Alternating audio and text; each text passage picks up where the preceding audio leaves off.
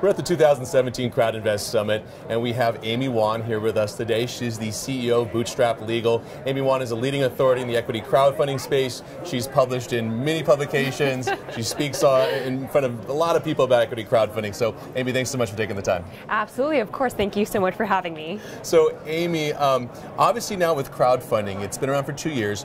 The industry's evolving. What are some of the trends you're seeing with equity crowdfunding now?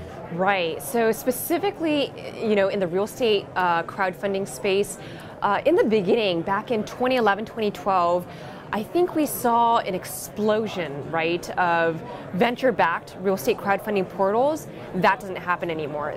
That business has been done, and there's only a couple of venture-backed real estate crowdfunding portals, I would say, that have kind of taken that route. Other than that, the money has dried up. Now what we're really starting to see is this new interesting trend of people, real estate syndicators, people who have traditionally raised their own money for their own real estate deals. They're going ahead, taking their regular, normal, everyday real estate website and turning it into their own personal real estate crowdfunding portal. So, all they've been doing is they add a little tab to the top of their homepage that says Browse Investments, and once you click that, they just use white label software, so they're not really doing any coding on their own. So everything is there's a whole industry of just plug and play things out there right now that people can use to build their own real estate crowdfunding portal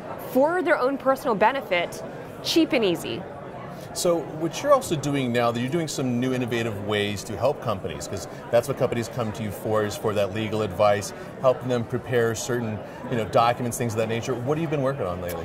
Yeah, so as an attorney, as a securities attorney, whenever I had to sit down every day and prepare these documents that people need to go raise capital legally, we would have to charge the client a good amount of money, and because we were doing it manually, it was slow, right? And I was banging my head against the wall because I was like, I know that we can automate this. I know that we can make it cheaper and faster and make the user experience better. So what I'm doing now is I'm building software that automates the drafting of a lot of these legal documents that people need to raise capital. So I'm basically automating my old job. We are starting out in the real estate space, so real estate capital formation, but we will be launching a new product soon for ICOs, so that should be pretty fun, and yeah, we'll see where it goes. Okay, so now we're talking ICOs. People have a lot of questions about the legality of ICOs. What's changed? You're obviously being approached probably quite a bit because you have talked about that. What's different for these companies? Is there anything different?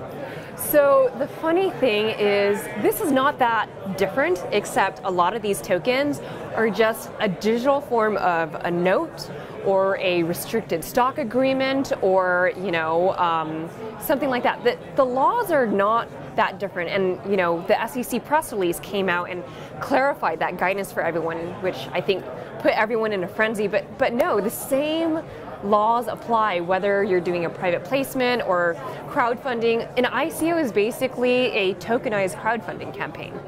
Well, I'm sure we're going to see more and more regulations, more things come out regarding that. I mean, where do you see it heading? I mean, ICOs being registered as security versus ICOs being registered as a token. Where do you see that kind of shifting? Where's the line drawn in your opinion? Sure. So I think there's a lot of different types of ICOs, right? There are the ones that obviously are very similar to a safe instrument. Some people call it the SAFT or the safety, simple agreement for tokens or equity. There are the ICOs that actually represent equity in a company, and then I think the most interesting ones are the utility tokens. The utility tokens are basically platform credit, right? Like maybe it represents $5 to do something on a platform, but then the interesting part about that is that the value of the credit can rise and fall in accordance with how scarce the token is.